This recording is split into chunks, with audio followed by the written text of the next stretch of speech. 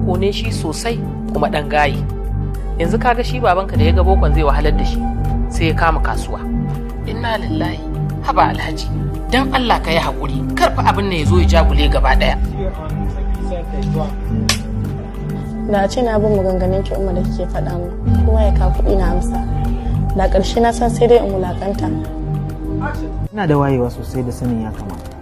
Sai dai ban bari wayewa ta shiga hurumin koyarwar addini.